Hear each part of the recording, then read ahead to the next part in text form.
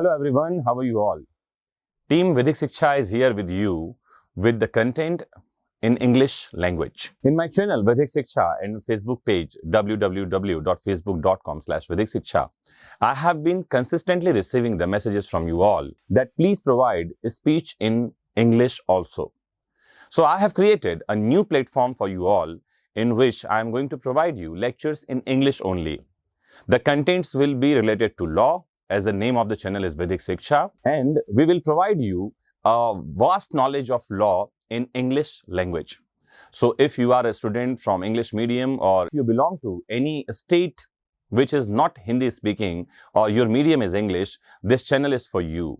The lecture is for you, and today we are taking up a very different and unique topic and very interesting topic. The name of the topic is live-in relationship.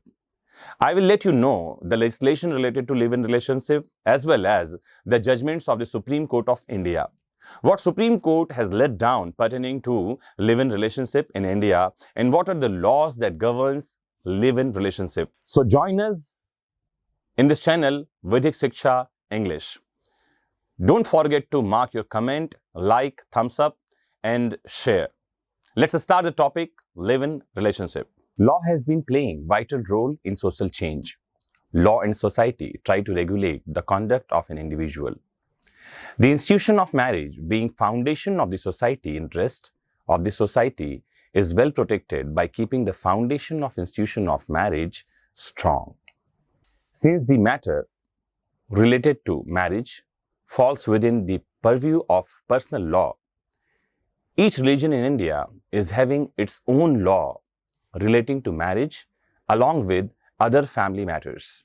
As we are observing changing living patterns in the society, law has to respond properly, keeping in view the social and constitutional values in its mind. In recent times, the Indian judiciary has taken a lead in showing a right path for the progress of the society. As we all are aware, we are seeing the judgments of the Supreme Court. The expression live in relationship in its ordinary sense to mean that two people living together without intending to establish any kind of permanent relationship between them. This kind of relationship has emerged primarily out of convenience. Partners in such kind of relationship initially lack the commitment with each other. The main element that works in such relationship is compatibility between such partners. Due to modernization and city culture, we are observing this kind of relationship in few parts of Indian society. Different kind of persons may be involved in such relations. Unmarried man and unmarried woman, or married men and unmarried woman, or unmarried men and married woman, or persons of same sex may live together, as we are seeing in various parts of India. The main issues that concern everyone who is interested in the progress of the society are namely, number one, whether the Indian society is prepared to accept such new kind of relationship. This is a question, the burning question of the time. Or the second, what are the repercussions of accepting or rejecting of such relation on the continuity and progress of the Indian society. And third question is, should the new law be made in India to regulate such kind of relationships? The fourth question, what we face today is, what are the consequences of legalization of such relationship on married partners? Should the existing laws relating to maintenance, guardianship, succession and inheritance be amended to accommodate such relationships? And the last question is, what is the role of Indian judiciary in a sphere of emerging of such relationships? The trend of Indian judiciary is so far not consistent with regard to recognition of such relationships. But so far as the protection of the claims of women in such relations is concerned, the Indian judiciary is firm in its stand to tender justice to the vulnerable section of the society. Live-in relationships are not new for Western countries. some tried to define live-in relationships by observing that it is an arrangement of living under which the couples who are unmarried live together to conduct a long-going relationships similarly as in marriage. Some couples believe that going for a wedding is just a waste of money because they think their love doesn't need any paper certification or social drama.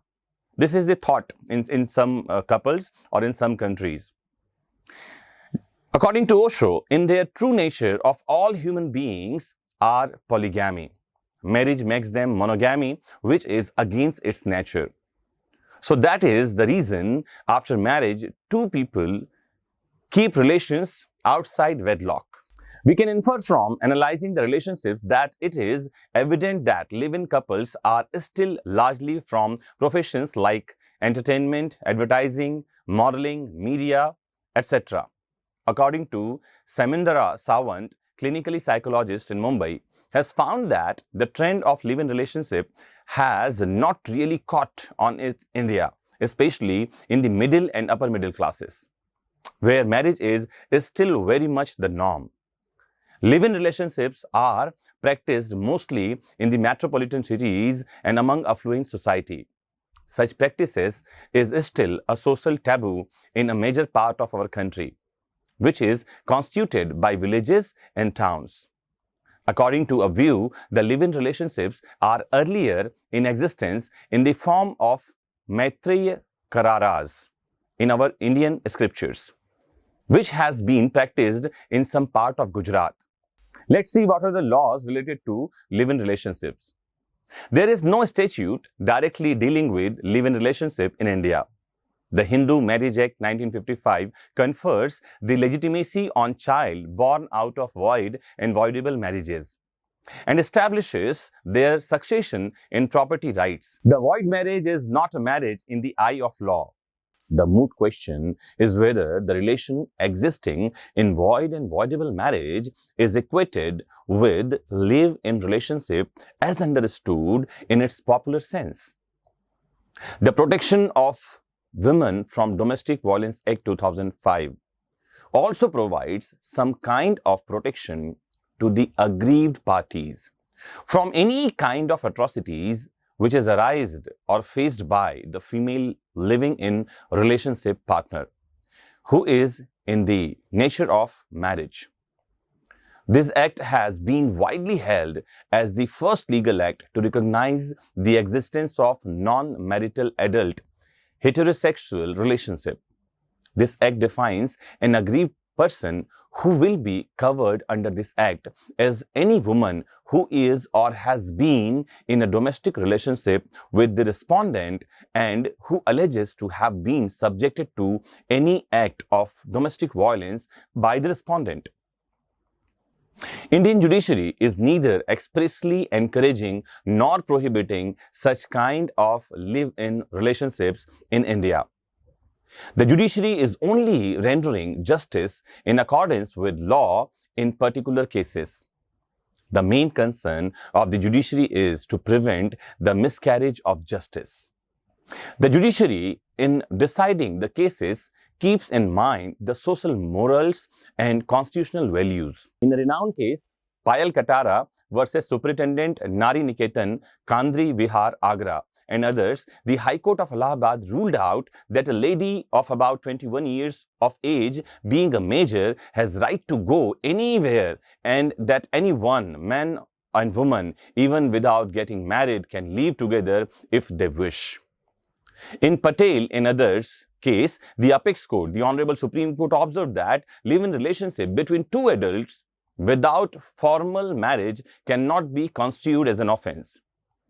In Lata Singh versus the state of UP and others, the Apex Court again held that live-in relationship is permissible only in unmarried major persons of heterogeneous sex.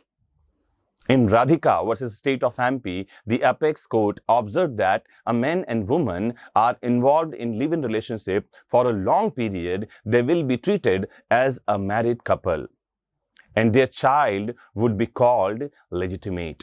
In other case, Abhijit Bhika Seth, as I remember, Abhijit Bhikaset versus the state of Maharashtra was the case in the year 2009. The apex court also observed that it is not necessary for women to strictly establish the marriage to claim maintenance under section 125 of CRPC.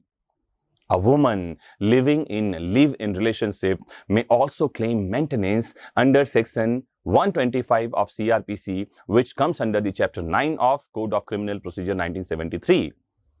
In a renowned case, Chelamma versus Chelamma, the Supreme Court gave the status of wife to the partner of live-in relationship. Justice Karju and Misra stated that, in their opinion, a man and woman, even without getting married, can live together if they wish to. This may be regarded as immoral by society, but it is not illegal in the eye of law. There is a difference between law and morality, offense and immoral act. The bench went on one step ahead and observed that the children born to such parent would be called legitimate. They have the rights in their parents' property.